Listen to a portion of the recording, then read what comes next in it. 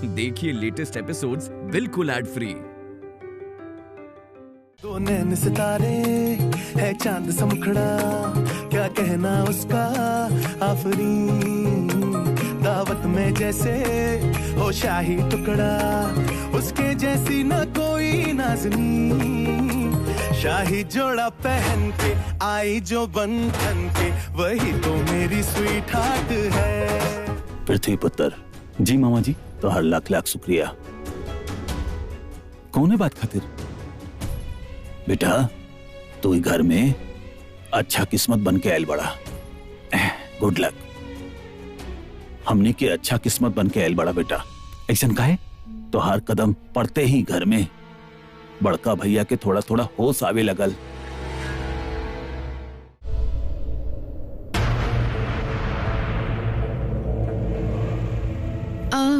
ऋषभ जी हम अभी आवता नहीं। 1 मिनट, तू अभी कहीं नहीं जा सकत। ऋषभ जी हम 1 मिनट में आवता नहीं। 3 मिनट से ज्यादा हमरो ना लगी। चाची हमरा से पूरा राम कहानी पूछा तरी और हमरा लगे इतना पेशेंस नहीं कि यही पूरा गेस्ट के बीच में हम उनका की कहानी सुनाई। वो बार बार पूछा तरी कि तार शादी कैसे भइल, कहाँ पर भइल, लव मैरिज भइल के अरेंज मैरिज भइल, कब मिलला कैसे मिलला, शादी के बाद लाइफ कैसे चला था। ये बतावे कि हमरा अंदर बिल्कुल पेशेंस नहीं के। ये कहानी तू सुनाई पू पेशेंटली आराम से सुना दिया, ठीक बा? अरे ऋषभ बेटा, तेरे इधर आवा। जी चाची अभी आई नहीं। बोली चाची जी, आपके का जाने के रहे हमने के शादी के बारे में? वह जिस सब जाने की चाहला कि तू दोनों कैसे मिलला, कहाँ मिलला, तुहार शादी कैसे भइल, अरेंज मैरिज भइल कि लव मैरिज भइल, और ये मंडप तक कैसे पहुँच लो। आई थिंक आपके सारा सवालन के जवाब शर्लिन से बेहतर क्यों नहीं के दे सकत। शर्लिन ना चाची, ये लव मैरिज बिल्कुल ना रहे, ये तो अरेंज मैरिज रहे। वो कहा ना करीना बुआ और हमार मम्मी बहुत अच्छा दोस्त बनी, तो करीना बुआ हमके बुलाले रहनी ऋषभ जी से मिले खातिर। उनसे हम पहला बार कृतिका की सगाई पे मिलने रहनी। लेकिन जब हम ऋषभ जी से मिलने तो उनके लगल कि हम कोनो मॉडल बनी और वो हमसे काम के बात करे लग गई। लेकिन बात करत करत पता चलल कि हम तक करीना बुआ के दोस्त के बेटी बनी, और बस यूं ही बात करत करत ये रिश्ता शादी में बदल गई। ओ तो ये बात बा कि तू दोनों के रिश्ता बड़ लोग जोड़ ले रहे बाना।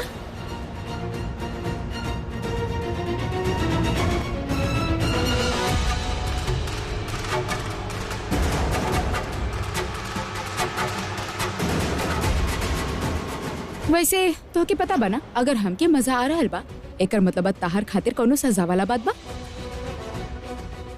चला तानी हाँ, ताहर कबर खोदे खातिर जा रहल बानी।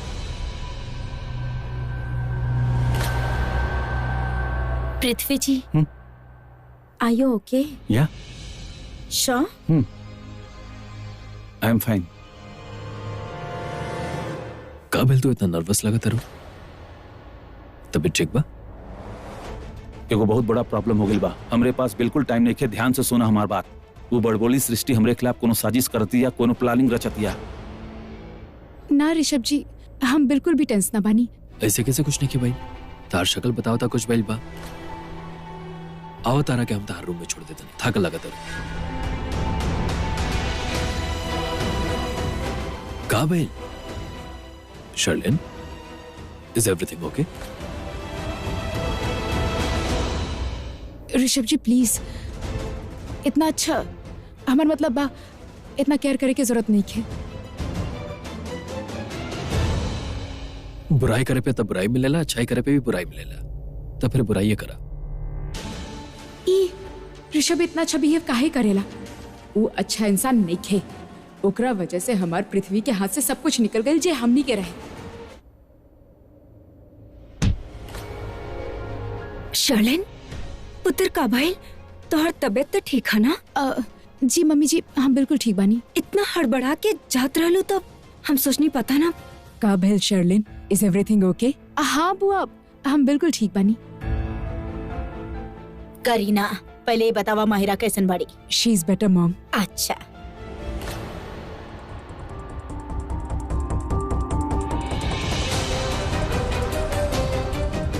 पृथ्वी जी, हाँ। कहाँ जाता नहीं आप? कहीं ना। पृथ्वी जी, कुछ प्रॉब्लम बात है बताइए हमरा, क्या आप टेंस लगता नहीं और कहाँ जात रहनी, का बात हो गई? कोनो प्रॉब्लम नहीं थी। हम थोड़ा सा थकावट फील करता नहीं बस। आर यू श्योर? हाँ थोड़ा सा नर्वस बनी। वो आज हमनी के सगाई बा ना, यही वजह से थोड़ा थकावट होता, नथिंग एल्स। रिलैक्स। ऋषभ भैया, एक मिनट। हाँ listen, I am so sorry, I will write back. आप लोग बात करी, I will write back in some time. Excuse me. पृथ्वी जी अब भी ऋषभ भैया के साथ कंफर्टेबल नहीं थे। काबिल तू क्या टेंशन में बढ़।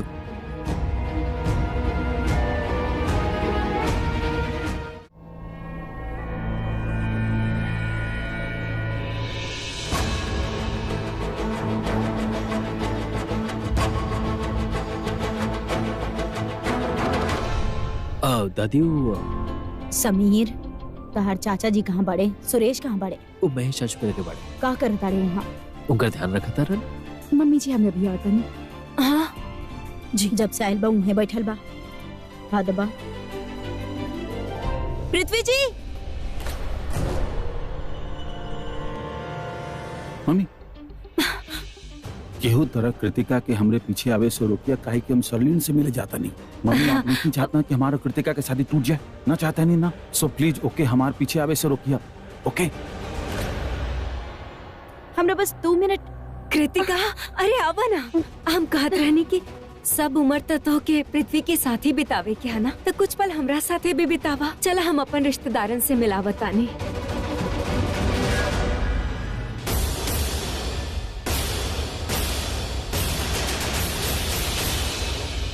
हमार प्रॉब्लम का बा लाइफ में तो के पता बना ऋषभ वापस आ गल बा, तो हमके हमार कमरा में मिले खातिर बुला रहल बड़ा। तू तो कृतिका से शादी करके ओकरा यहाँ से ले जाबा, लेकिन हमार शादी में प्रॉब्लम हो जाए तो के कोनो प्रॉब्लम तो हमके बाहर मिला ना। हमार चुप, हमार बात सुना। हमारे पास बिल्कुल वक्त नहीं खे। हम तो के बस ये बतावे आइल बानी कि हम बहुत, हमार मतलब कि हम बहुत बड़ा प्रॉब्लम में फंसे वाला बानी। आई थिंक शर्लिन रेडी हो गई होगी, जाके देखा तानी कैसन प्रॉब्लम। यही तो नहीं समझ में आवता। हमरा बस इतना पता बा कि हमने बहुत बड़ा मुसीबत में फंसे वाला बानी। हमके घबराहट होता, हमके चिंता होता। तो हर सबसे बड़ प्रॉब्लम यह बा, कौनो भी चीज सीधा सीधा ना बोलेला। अरे घुमा फिरा के काहे बोल रहल बड़ा? बतावा ना का फील हो रहल बा, का प्रॉब्लम बा? प्रॉब्लम के नाम बा बड़ बोली सृष्टि। कोई शादी से कुछ नहीं खे। ओकरे बावजूद हमके देख के खुश होत रहल, मुस्कुरात रहल। एकर मतलब जाना तोड़ू, एकर मतलब ही भाई कि दाल में कुछ काला बा। का काला बा पृथ्वी? वो बड़बोली सृष्टि के दिल, उजे तरह से हमके देख के मुस्कुरात रहल, खुश होत रहल ना। आई एम डैम श्योर कि वो कुछ करे वाली बिया। वो पक्का कोनो न कोनो प्लानिंग करत या जैसे हमनी के प्लानिंग फेल हो जाए। बेबी एक बात बतावा, जब हमार प्रीता जी से शादी होत रहल, सब लोग खुश रहल, सबनी के लागत रहल कि हम अच्छा लड़का बानी। प्रीता जी के लागत रहल कि हम अच्छा लड़का बानी। प्रीता जी के मॉम सरला आंटी के लागत रहल कि हम अच्छा लड़का बानी। और ये बड़बोली सृष्टि एके हम पहले से ही पसंद न रहनी। और आज वो हमके देख के मुस्कुरात रहल, खुश होता रहल। वो हमके देख के काहे मुस्कुरात रहल, काहे खुश होता रहल? बतावा का मतलब ओकर? का मतलब बा कि हम तोहार हंसी, तोहार खुशी छीन ले हब। वो ई तक बोल दलस कि वो जानत या कि हम ई सब कैसे करब। लेकिन पृथ्वी, हमने के कैसे पता चली कि सृष्टि के दिमाग में का चल रहल बा? यह तो हमने समझ में नहीं आवत बेबी। हमके बस इतना पता बा कि अगर कोनो हमार दुश्मन होखेला, जब वो दुश्मन के खुश ना देखे को होला ना, तो हम पूरा कोशिश करेनी कि कैसे हम ओकर हंसी और खुशी छीन ली। यह कोशिश वो बड़बोली सृष्टि करतिया अपन दुश्मन के साथ। वो कोशिश करतिया कि कौनो तरह वो हमार हंसी और हमार खुशी छीन ले। पर यह समझ में नहीं आवत कि वो ऐसा का करतिया तो कि लूथराज की जिंदगी से लाइफ टाइम खातिर बाहर निकाल सकेली। राइट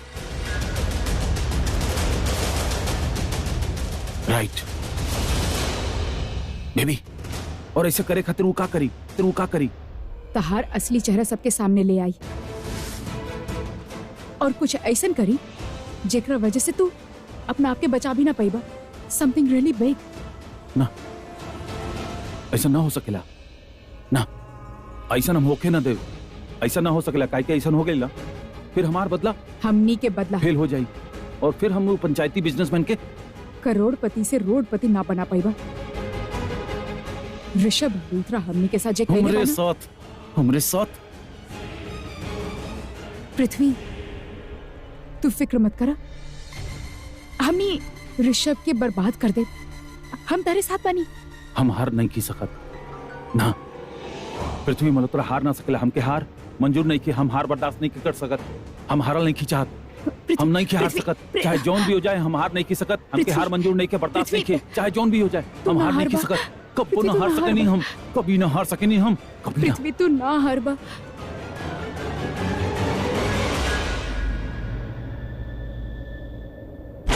शर्लेन,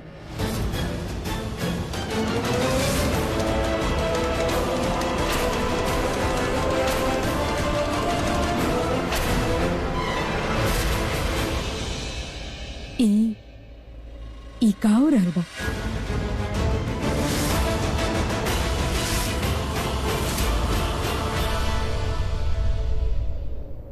वाह, दिस is amazing.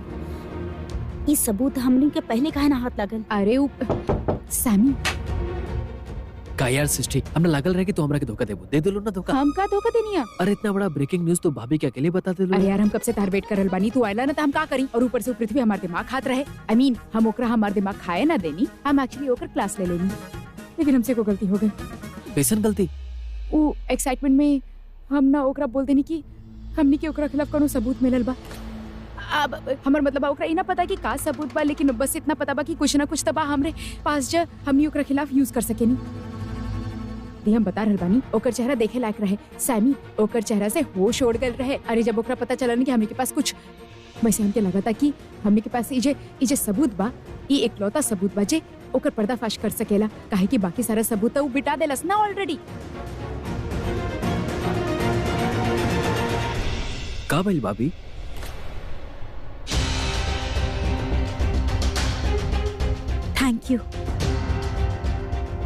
Thank you so much.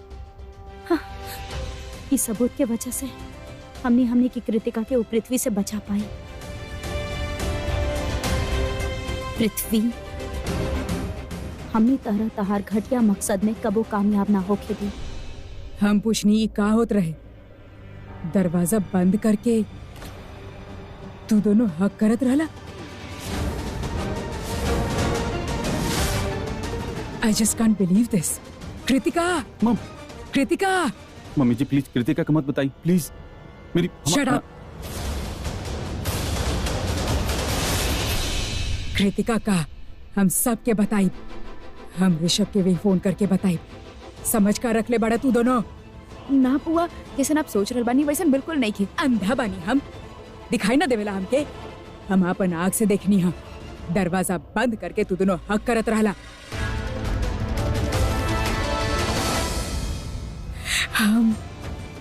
हम तोहके एगो अच्छा लड़का समझत रहनी पृथ्वी। हमके तोहरे साथ कोनो प्रॉब्लम ही ना रहे, लेकिन ना, ई सब कुछ देखे के बाद हम अपन राय तोहरे बारे में बदल देले बानी। तू अच्छा लड़का ना बड़ा, तू हमार बेटी के लायक ना बड़ा। एक बात कान खोल के सुन ला, अगर हम ये शादी करवा सकेनी ना तो ये शादी तोड़वा भी सकेनी।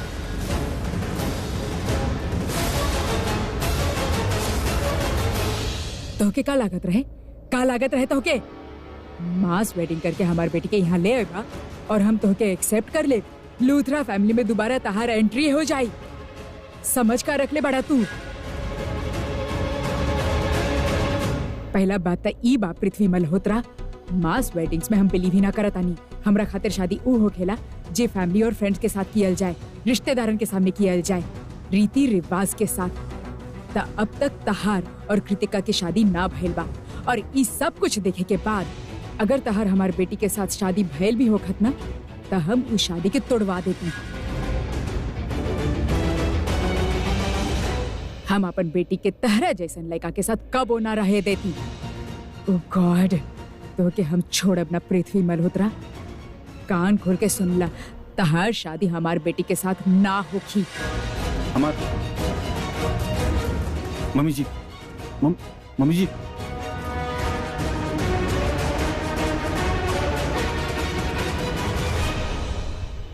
करीना बुआ, ना, हम कृतिका से अपन शादी नहीं तोड़ सकत, काहे कि उहे अब तो आखिरी मोहरा बा हमार बदला के।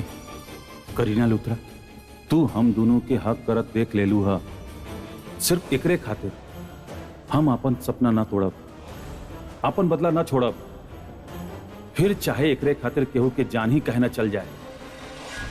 जाई करीना लुथरा, आज तू अपन मौत के खुद इनवाइट कर दिलू है हम दोनों के एक साथ देख के। तो आई एम सॉरी मम्मी जी, मरे के पड़ी, आपके मरे के पड़ी। हाँ, मौत की खबर सबके मिली, पर कृतिका और हमार सगाई के बाद, काहे कि अभी मिल गई तो फिर हमार सगाई कैंसिल ना मम्मी जी, कैंसिल तब आपके सांस हुई।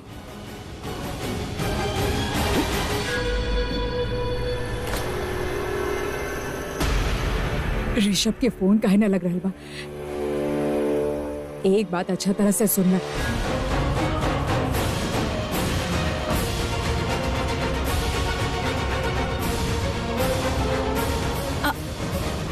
शलन खुद संभाल लेवे के चाहत रहे ना, शादी वाला घर है तू।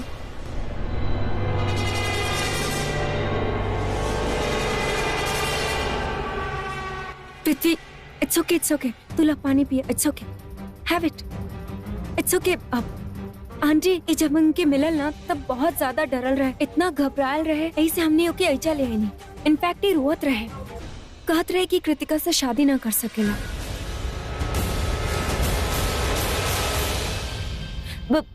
काहे हम समझे नहीं है कि कृतिका एकर कितना रिस्पेक्ट करेली। ये बोलत रहे कि वो बहुत अच्छा बाड़ी और ये लाइफ में कुछ गलती कैले है, वो भी हमें के समझेले रहनी कि वो तो सबसे हो जाला।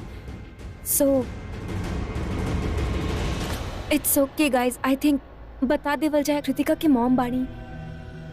एक्चुअली आंटी पृथ्वी बहुत डरल है, काहे कि कृतिका आई मीन वो ऐसा बोलत रहे कि प्रीता के टाइम पे वो कंफर्टेबल रहे, काहे कि प्रीता के स्टेटस थोड़ा गरीब।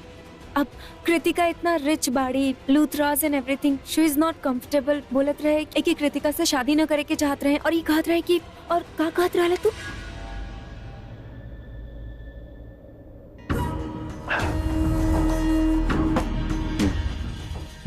हम यह कहत रहनी मम्मी जी जो माहिरा कहलस। हम बहुत नर्वस हो गए मम्मी जी, बहुत डर लगत रहा हमके। उ कबा आप लोग बहुत रिच बाड़ू, हाई स्टेटस वाला, तो हमारे स्टेटस आप लोगन के साथ मैच ना करेला। मतलब हम भी वेल टू डू फैमिली से बानी, पर आप लोगन के जितना ना, आप लोग के जितना अमीर नहीं की।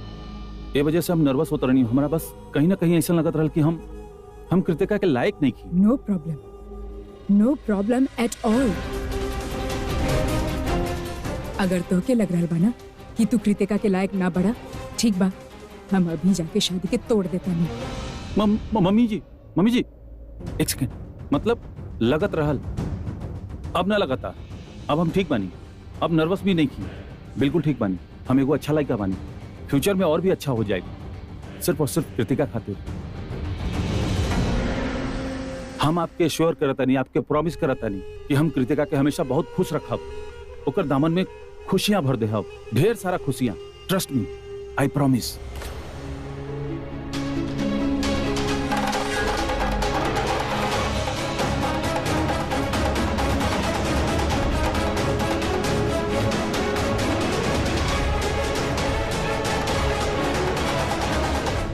थैंक यू माहिरा, तू आइलू और तू हमनी के बचा ले लू। हम के तो आवे के ही रहे ना, वी आर टीम, राइट? यस, पर अभी भी खतरा टलल नहीं थे। आई एम डैम श्योर कि वो बड़ बोली सृष्टि हमरे खिलाफ कोनो न कोनो प्लानिंग करत या हमरे खिलाफ कोनो न कोनो सबूत बा ओकरे पास। अगर वो सक्सेसफुल हो गई ना तो हम फेल हो जाए। तू ओकर फिक्र मत करो, सृष्टि के हमरा पे छोड़ दा। हमने दोनों पे छोड़ दी, वो हमने संभाल ले। तू अभी जाके फोकस कर कृतिका से एंगेजमेंट करे पर। इजे तू मास वेडिंग कर ले बाड़ा ना, ट्रस्ट मी, लूथरा फैमिली ऐसा कोनो भी वेडिंग के ना माने ले। सो प्लीज सोसाइटी के सामने जाके उसे एंगेजमेंट कर और जितना जल्दी हो सके उसे शादी कर। ओकरे बाद ही जे तू चाहेला ना ओकरा में से कुछ हो पाई।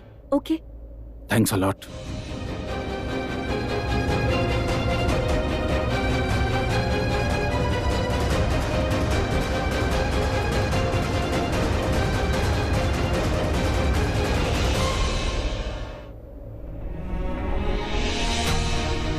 आई नो शादी से पहले लड़का थोड़ा नर्वस हो जाना, बट जहाँ तक हम पृथ्वी के जानत हनी वो दूसरन के नर्वस करे वाला लड़का बा, खुद नर्वस ना होके वाला में से बा। हमके कृतिका से जाके बात करे के होगी। 1 मिनट। का भाई? जब तू दोनों पृथ्वी के घर गईला तब केहू तो नहीं के देखलस था ना? हाँ, देख ले रहल। कहा के देखलस? गार्ड देख ले रहल ना? अरे गार्ड के अरे वो गार्ड तहरा ना देख ले रहे, वो अपन मालिक पृथ्वी के देख ले रहे। तू भूल गेलू का? तू काले रहलो कि मुंह पर शेविंग क्रीम लगा के जा। वो पहचानी ना गनीता गार्ड रूम में रहना। अरे लेकिन तू पृथ्वी मल्होत्रा बन के गए रहला ना, समीर लूथरा ना। 1 मिनट। तोनी के बात से लागत है कुछ गड़बड़ करके आयल बड़ा। मतलब साफ साफ कहना बतावेला, पकड़ल गैला कि ना पकड़ल गैला? अरे ना पकड़ गए। 1 मिनट हम बतावता नहीं, हम शुरू से बतावता नहीं कि का बोल रहे। हम खिड़की के विंडो से अंदर गई नहीं और हमके तब लागल कि केहू तो बा अंदर। हमके ना पता रहे कि ई वहाँ पे होगी और ई चाकू लेके हमरे पीछे आ गई। एनीवे हमने कैसे न कैसे करके ओकर बेडरूम के अंदर गई नहीं।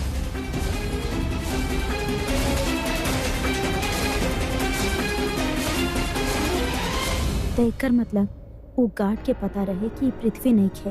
अरे ना पता चल रहे, काहे टेंशन ले रहल बनी यार। 1 मिनट। तू जौन बात हमरा के बतेले बड़ा ओकर हिसाब से साफ साफ पता लगा था कि गार्ड के पता लगल रहे कि पृथ्वी नहीं खे। देखा ना, तू दोनों कोनो न कोनो तरह पृथ्वी के घर पहुंच गए, ओकर बेडरूम में भी पहुंच गए। तो नहीं के बहुत सारा फोटो एल्बम्स मिलल और एल्बम के अंदर कोनो फोटोग्राफ ना रहे। देखा घर में केहू खाली एल्बम रखेला ना, ई तब बहुत ही प्री प्लान कुछ सिनेरियो लगा था।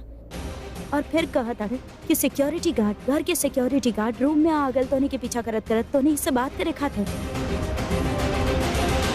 घर के सिक्योरिटी गार्ड के कबो ही अलाउड ही ना होकेला कि बेडरूम में आ जाए। आज तक लूथरा मैंशन के सिक्योरिटी गार्ड के बेडरूम में देखले बाड़ू ना, अनटिल अनलेस कि घर के ओनर ओकरा ऐसा कहले होके करे खातिर। एकर मतलब जब समीर घर में एंट्री करत रहे तो गार्ड ऐसा प्रिटेंड कैलस कि वो समीर के पकड़ल ना, लेकिन वो ओकरा पकड़ ले रहे और फिर वो पृथ्वी के फोन करके सब कुछ बता देलस और पृथ्वी के कहे से वो तरह के अंदर भी जाए देलस और फिर तोहार पीछा करत करत बेडरूम में भी आ गए। अरे का फर्क पड़ेला अगर वो गार्ड के पृथ्वी के फोन भी कर देले तो का फर्क पड़ेला? हमनी के तो मिल गए ना, जो हमनी के चाहत रहे। हमनी के पृथ्वी के खिलाफ सब चाहत रहे और हमनी के मिल गए। हम बता रहे बनी दी, जब करीना मैम ये सबूत देखी है ना तो उनके ही पता चल जाए कि पृथ्वी उनके बेटी कृतिका के धोखा दे रहल बा और लूथरा हाउस कोनो न कोनो मकसद खातिर आइल बा। भाभी सृष्टि एकदम सही कहा दिया। जब हमने ये सबूत करीना बुआ की दिखाया ना तो पृथ्वी की हवा टाइट हो जाए, हालत खराब हो जाए, बोलती बंद हो जाए, कुछ ना कर पाई। मजा आता तब जब करण भाई के पता लग जाए।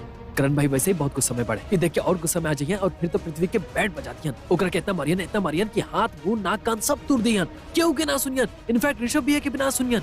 इनफैक्ट ऋषभ भैया भी ओकरा के सपोर्ट करियन। तीनों भाई मिलके ओकरा के इतना कुटे बेहतर पिटे कि ओकर हड्डी पसली सब तोड़ दे। अब देखे लेकिन एगो टेंशन बा का? जब पुलिस आई ना पृथ्वी के अरेस्ट करे खातिर तब पृथ्वी की हालत देखे हमने के ना फंस जाइए। अरे तो पागल बड़ा ऐसा कुछ ना हो कि इतना स्ट्रेस ना लिया जाला। हम तो बस कहल बानी कि हमनी के जल्द से जल्द करीना मैम के सबूत दिखाई देवे के चाहिए। हम तो कहता नहीं अभी के अभी नाउ। सही कहा तरु तू।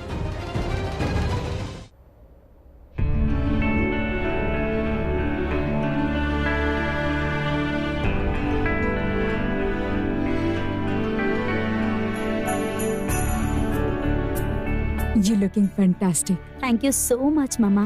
3 फंक्शन बना, हम खुश तो बहुत बनी, मजा बहुत आ रहा बा। ओ सॉरी।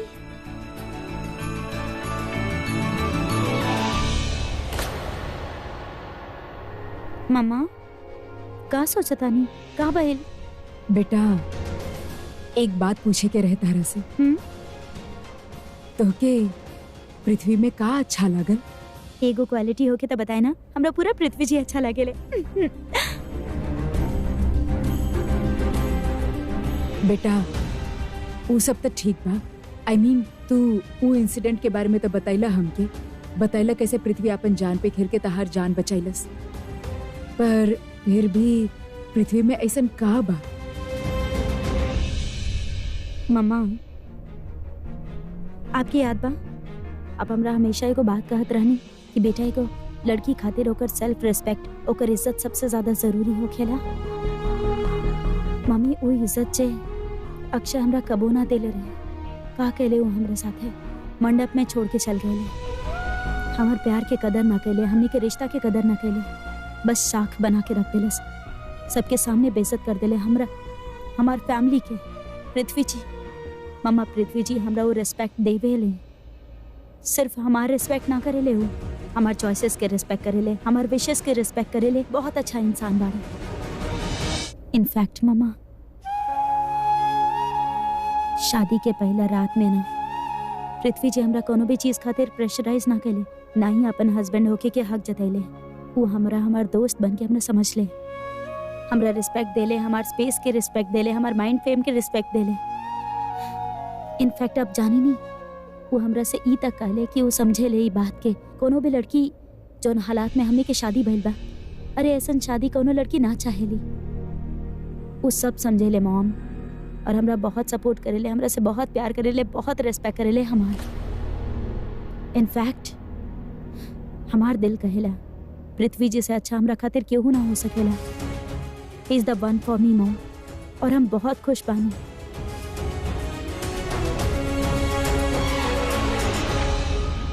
हमार बेटी तब पृथ्वी से बहुत ज्यादा प्यार करे लग गई बिया। हमरा खातिर ई रिश्ता तोड़ल इतना आसान ना होगी। कृतिका, तू हमार एक लौती बेटी बाड़ो, हमार जिंदगी बाड़ो, बहुत प्यार करतानी हम तहरा से।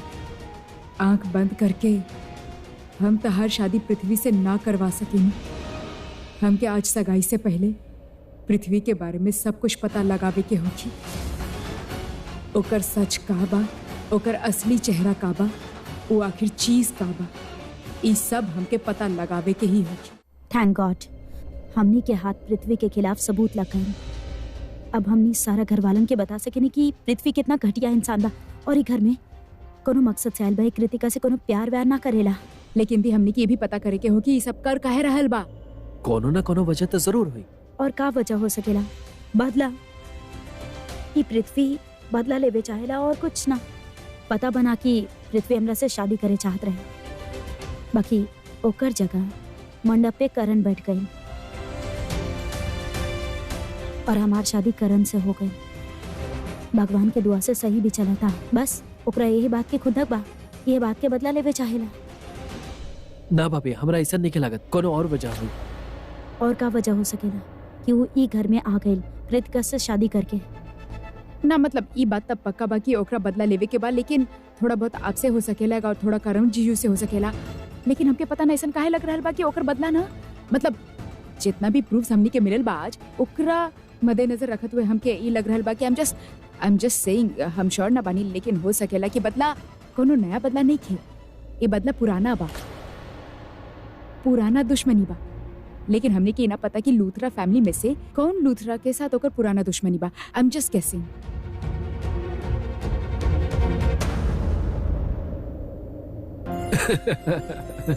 तेरा हाथ के टच से बता सकता नहीं कि तू बड़ा। वैसे को बात बतावा, तू इतना बड़ हो गई बड़ा, फिर भी तार सारा बचपना हमरे साथे निकलेला। अबे कॉम्प्लीमेंट देल बंद करा। एक्चुअली रीजन ही बा कि सबसे ज्यादा तोहरा संगे कंफर्टेबल बानी हम। दुनिया में सबसे ज्यादा प्यार तोहसे करेनी। अरे हमार गोलू, हम भी तो तारा से सबसे ज्यादा प्यार करेनी।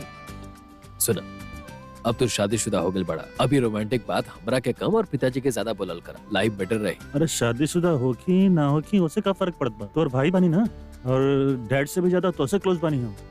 तो तू एक्चुअली ना हमार स्टेप मॉम जैसन बड़ा, थोड़ा स्ट्रिक्ट रहेला हमरा संगे, लेकिन अच्छा बा, हमरा खातिर अच्छा ही बा, राइट? अब इतना सारा इमोशनल बात एक ही दिन में बोलबा, रो पड़े बाप पगलू। अच्छा ये सेंटियो खल बंद करा, एगो चूज करा। चल आज रात के पार्टी कइल जाए। काहे? हाँ, काहे कि आज ही सगाई टूटे वाला बा। I wish. पगलू, पंडित जी जैसे ही मुहूर्त के समय होके सगाई के रस्म शुरू कर दी है। जी। पृथ्वी जी। हाँ जी। ये ली आपके फोन, अपन पास रखिए अभी, ठीक बा? हम मेहंदी लगवा लेता नहीं। Thank you. पंडित जी, वो सगाई के मुहूर्त पे तनी टाइम बाका, हमरा मेहंदी लगवावे के बा। ना बेटा, मुहूर्त बस होखे वाला बा, हम तो मन तो उच्चारण करे जाता नहीं। सब लोग आई, रस्म शुरू कही जाए, बाद में लगवा लिया। देखा जी, हम तो मेहंदी लगवा लेनी, उत्तर तू बाना सगाई के बाद लगवा लिहा। वैसे भी मेहंदी वाली बानी ना, मेहमानन के लगा रहली हा, काहे कि बहुवन तो वहाँ नहीं खे। अरे मेहंदी लगवावे खातिर। वैसे कहाँ गई लू दोनों? बड़ी बहू भी नहीं खे, छोटी बहू भी नहीं खे, पता बा? बेटा किचन में हुई है। आप पंडित जी जल्दी कर दी तरी, कहीं मुहूर्त के समय निकल ना जाए। चली आवा।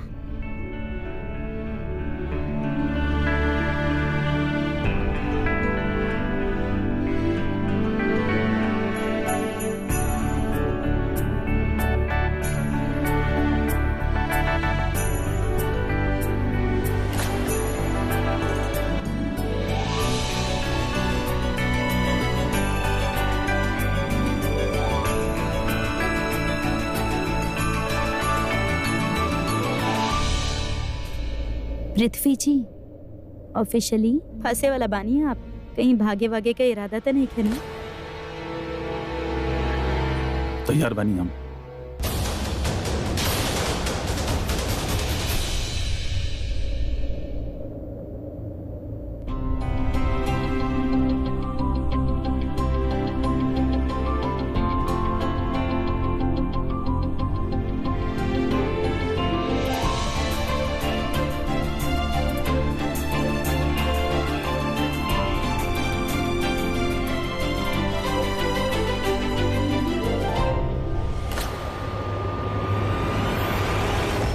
रियली? तरह ऐसा लगा था कि ये दुश्मनी कोनो पुरानी दुश्मनी बा। पृथ्वी के रुद्रा परिवार में से केहू से दुश्मनी बा। कौन बात से तरह ऐसा लागल? मतलब एक्चुअली ये डिस्कशन हमनी बाद में कर जाओ, अभी हमनी के हाथ में सबूत बा। हम फटाफट जाके ही सगाई रघुआ बतानी।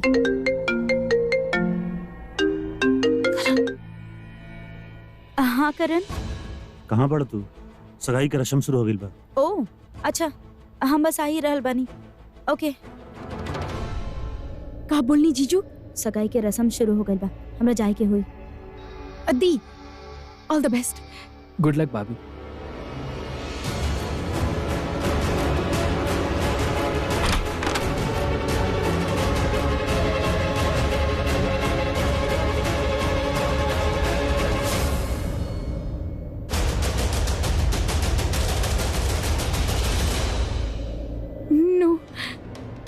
प्रीता तो पृथ्वी के सगाई रोके जा रही है। अगर ये नीचे पहुंच गई, पृथ्वी की सच्चाई सबके सामने आ जाए। पृथ्वी के बतावे क्यों कि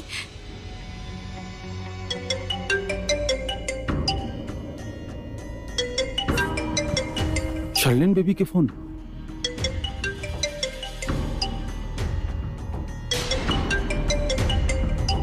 कृति, बहुत इंपॉर्टेंट कॉल बा, बहुत जरूरी बा।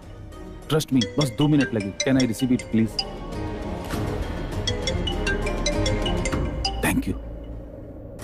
देखिए, जो बोले के बाद जल्दी बोली, सगाई के रस्म चलाता। सुनो सुनो, तू अपना सगाई जल्दी कर ला, काहे कि प्रीता तेरे खिलाफ सबूत लेके नीचे आ रहल बिया और तारा असली चेहरा सबके बता दी। जल्दी से कुछ करो, सगाई कर ला।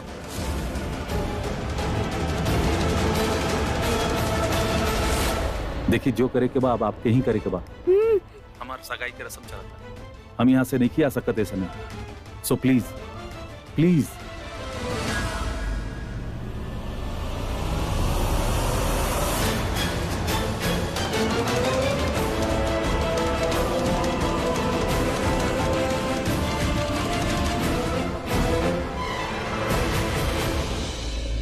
सैमी, हमने के अपन आँख खुला रखे के होगी ताकि कुछ गलत ना होके।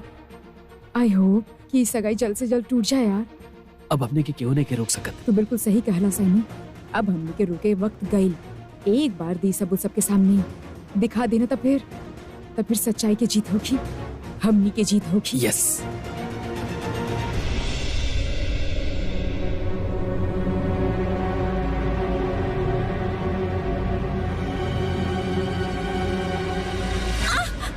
शर्लिन, कहाँ जा रहल बाड़ू तो इसे? प्रीता के पास पृथ्वी के खिलाफ कुछ बहुत बड़ा सबूत बा, वो सबके दिखाए जा रहल बिया।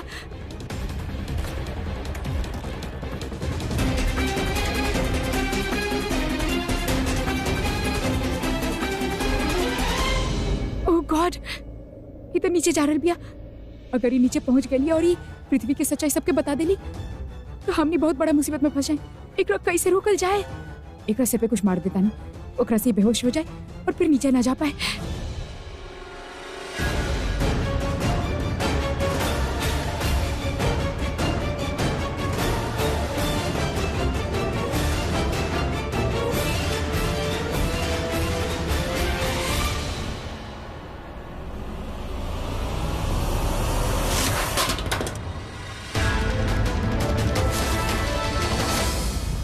अरे ई कैसे गिर गई? हाथ लग गए, हम उठा बतानी। उठा ला बेटा। हाँ।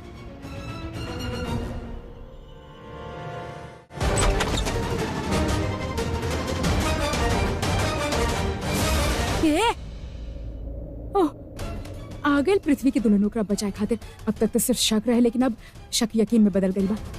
पृथ्वी के पर्दाफाश करे खातिर हम अर्दी के रोके चाहतिया। एक कर तो हम अभी क्लास लेता नहीं।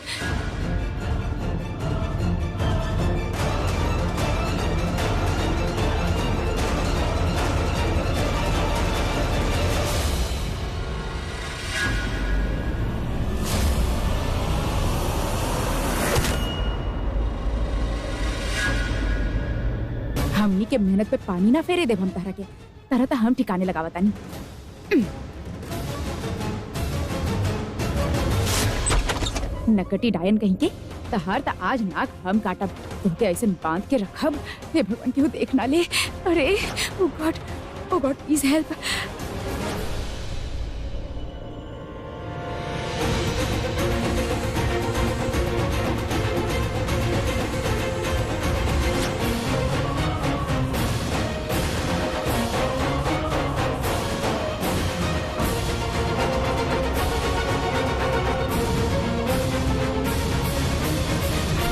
हे भगवान जी, एकरा तो होश आ रहल बा।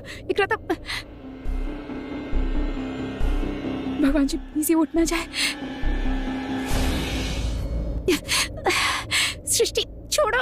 अरे सृष्टि छोड़ा का। अरे बहुत दिमाग और जबान चलावे लो ना अपन। छोड़ा। कोनो बात ना, छोड़ा। बांध के रहब हम।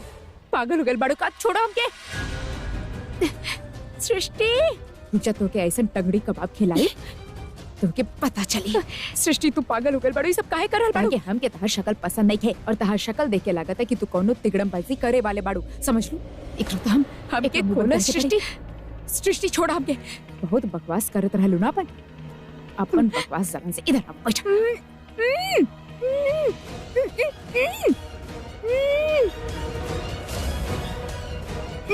बहुत बकती करत रहलू ना। Oh my God! हे भगवान जी, थैंक यू सो मच। चलावा। वैसे हम एगो बात सोचत रही। तू उम्मा हीरा और बागड़ बिल्ला पृथ्वी तीनों ऐसा तिगड़ी बना रख ले बड़ा। लोगन के उल्लू बना के धंधा स्टार्ट कर ले बड़ा ना तू लोग। बेचारा लूथरा फैमिली मेंबर्स, उनके तो पता भी नहीं कि तू और पृथ्वी शादीशुदा बड़े। हमके दी और सैमी की बात पता चल चुकल बा कि तू दोनों की शादी बहुत पहले हो चुकल बा और तू लोगन के उल्लू बना रहल बड़ा ना। बड़ा मजा जब तू लोग के असली चेहरा सबके सामने आई। तोहके पता बा हम तोहके यहाँ पे काहे बांध के रखले बनी? काहे कि हमके पता बा तू हमनी के पृथ्वी के पर्दाफाश करे से रोकबू। That's why. कौनो बात ना। ऐसे घूर घूर के कहा देख रहल बड़ू? हाँ, तू दोनों के खिलाफ सबूत बा हमनी के पास और हम ऐसे हवा में बात ना करल बानी। जाने चाहत बड़ू कौन से सबूत लगल बा हमनी के हाथ में?